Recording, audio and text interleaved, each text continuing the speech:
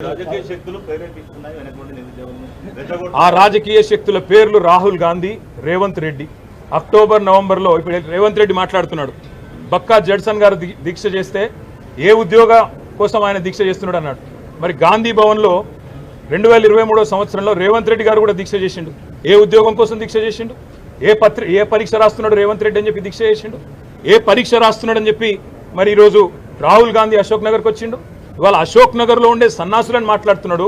మరి మీ రాహుల్ గాంధీ గారు అశోక్ నగర్కి వచ్చినారు, నువ్వు వచ్చినావు అశోక్ నగర్కి, మీ నాయకులందరూ ఆ కోచింగ్ సెంటర్లో చుట్టే తిరిగినారు, మధు యాష్కి గారు ఇతరులు. ఎవరు సన్నాసులు, ఎవరి గురించి మాట్లాడుతున్నావో ఆలోచించుకొని మాట్లాడితే బాగుంటుంది. ఇది ఇప్పుడు 4.5 ఏళ్ళు ఏ ఎలక్షన్ కూడా లేవు. ఈ 4.5 ఏళ్ళు ఎలక్షన్లు లేనప్పుడు మాకేమి రాజకీయ ప్రేరితమైన ఉద్యమాలు కానీ వాళ్ళని రెచ్చగొట్టాల్సిన అవసరం కానీ లేదు. మీరిచ్చిన మాట మీరు నిలుపుకుంటలేరు కాబట్టే ఇవాళ పిల్లలు రోడ్డు ఎక్కుతున్నారు. అర్ధరాత్రి నిన్న 4 దాకా పిల్లలు అశోక్ నగర్లో, దిల్సుఖ్ నగర్లో ఆందోళన చేసిన మాట వాస్తవం కాదా? ఉస్మానియాలో వాళ్ళని వాళ్ళ గొడ్లను ఈడ్చుకపోతూ ఇవాళ అరెస్టులు చేస్తున్న మాట వాస్తవం కాదా? 6 నెలల లోపలనే ప్రజాపాలన అంటే ఎమర్జెన్సీని తలపించే విధంగా ఇవాళ పిల్లలు బాధపడుతున్న మాట వాస్తవం కాదా?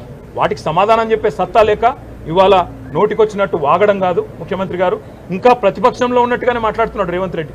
ఒక ముఖ్యమంత్రిగా గౌరవంగా తెలంగాణ పిల్లల గురించి మాట్లాడితే ఆయనకు మంచిది, అందరికీ మంచిది, రాష్ట్రానికి సరే. రేవంత్ రెడ్డి గారి గురించి ఎంత తక్కువ మాడితే అంత మంచిది. మేము అనేది ఏమంటే రేవంత్ రెడ్డికి సత్తా ఉంటే, నీ ప్రభుత్వానికి నిజాయితీ ఉంటే, చిత్తశుద్ధి ఉంటే, నువ్వు అంటావు కదా మాట్లాడితే శ్వేతపత్రం అని, ప్రచురించి శ్వేతపత్రం. ఎన్ని నోటిఫికేషన్లు ఇచ్చినావు తెలంగాణ వచ్చినాక? ఎన్ని ఉద్యోగాలు భర్తీ చేసినావు? నువ్వు చెప్పిన 2 లక్షల ఉద్యోగాలు, నువ్వు చెప్పిన జాబ్ క్యాలెండర్లో ఎన్ని మాటలు నిలబెట్టుకున్నావు? స్పష్టంగా ఒక శ్వేతపత్రం ప్రచురించి మీరు చెప్పాలని చెప్పి నేను డిమాండ్ చేస్తాను. Thank you.